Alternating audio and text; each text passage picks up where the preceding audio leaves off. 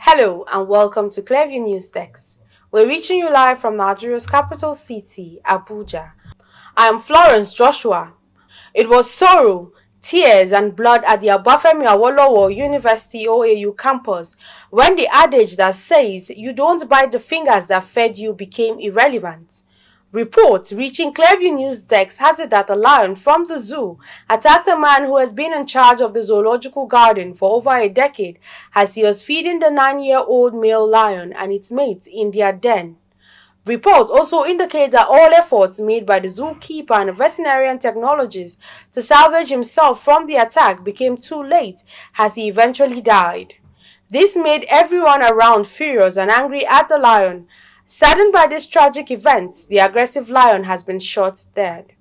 Olawuyi has been taking care of the lions since they were born on campus about 9 years ago, but tragically, the male lion killed him. Meanwhile, the university management has sent a delegation to the widow and children of the deceased, imploring them to take solace in God who had given lives and also has the power to take lives. OAU's Vice-Chancellor has also ordered a comprehensive investigation into the immediate and remote causes of the incident.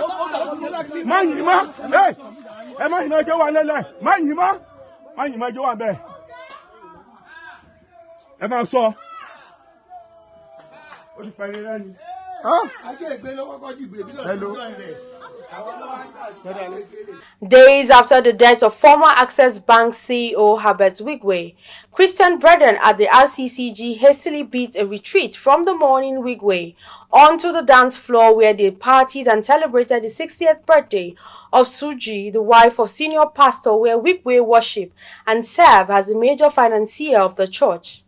Tongues are already wagging. Clearview News crew saw the opinions of some Abuja residents on the subject matter. The reports. Only after a man's death would you know the true value of his human relationships. But then, he would be sadly on the other side. So, it was for Herbert Wigwe'S, whose friends and worship house, the Redeemed Christian Church of God, City of David, deserted immediately after his demise. While some argued that Shiju had a right to celebrate her birthday irrespective of Wigwe'S death, some other commentators argued that Shiju and RCCG actions showed their lack of empathy and zero emotional intelligence. That is it. But then this issue of having a lavish party, when the person that just died has been a major financier of the church, where your husband is the pastor, I think it's not the best.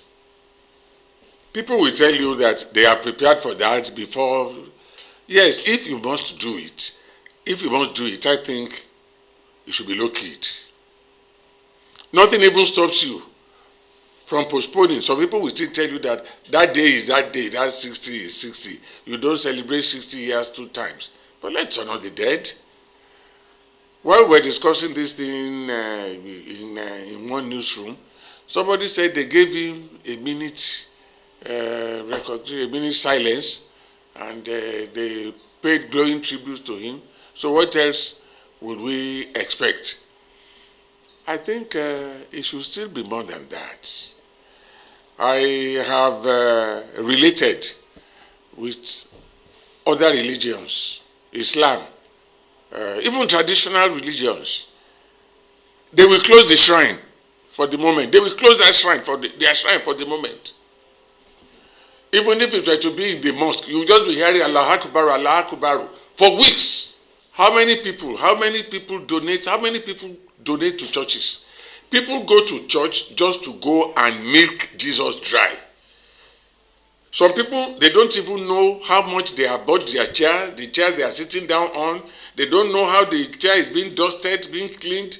So some people don't just go to church, God, I want this, God, I want this, God, I want this.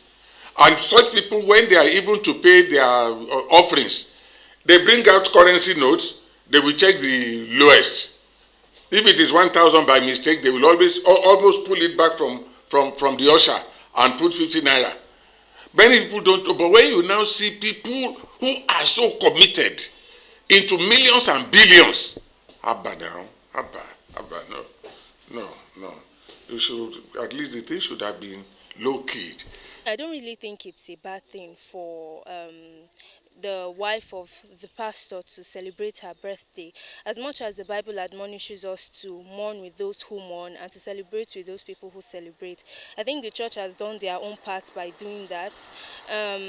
I don't really think it's a bad thing. It's her birthday. She's thanking God for life, so she can celebrate it the way she wants. Wigwe has done his own part. He has lived his life, and he will be remembered. So him being dead should not affect other people, should not stop other people from living their own lives. As to for the part of the death of Wigwe, I actually condole with his family, but I feel it doesn't trample or disrespect the dead. Why you celebrate? But the Bible actually says we should wish to be in the place of mourning than in the place of celebrating. So I think they have their own personal reason why they did that, and I don't think they are not stepping on any toe and they are not disrespecting anybody. I'm sure you'll have paid the necessary respect to the deceased family and all that. When that was December, when there was mass killing in Plateau State, even the state governor plus other state governors that are supposed to stay and mourn, they went to celebrate birthday with the president. So what will you say? It's a common thing. Even as we are talking now, if anything happened to, just for instance, my mother died, it was as if life, I cannot cope, maybe I cannot even move on, nothing good will come out of life. But today I'm still moving on, I'm doing my normal, going around, doing my normal business. To me, I feel the man has died. This woman is not even part of the man's family. So I don't see anything wrong for the fact that whatever that man did in the Church of Christ, he did it for Christ. He did not do it for anybody. So whatever you do in the Christendom, whatever investment you have ever done in the church, your reward is in heaven. Before his death, Wigwe was a staunch and very generous member of the church where Shiju's husband pastored, the RCCG based in Victoria Island, Lagos. It was an open secret that the late Wigwe deployed his goodwill and resources generously towards the advancement of God's work at the City of David Parish.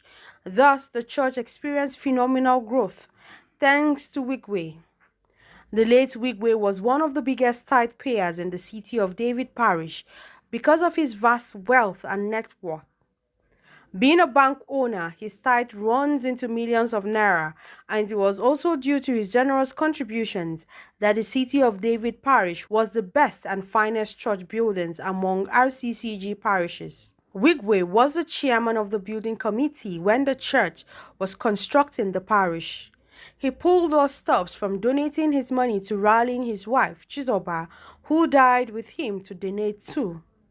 And when the City of David ran out of funds to continue the project, it was Wigwe who used his influence to facilitate a loan from Access Bank for the construction to go ahead. Pastor of the City of David VI Parish, Idowu Iluyomade, attested to the good works of the late Wigwe at its 8 a.m. sunrise service on February 11th, a day after Wigwe's death in a helicopter crash along his wife and son in the U.S. Pastor Luyomade highlighted Wigwe was a source of blessing to the church, embodying a life dedicated to service and generosity. You can follow up on latest events and happening around you via social media platforms on Facebook, Instagram, and YouTube at Clearview News Desk, or via our handle on X, formerly known as Twitter, at Clearview Online.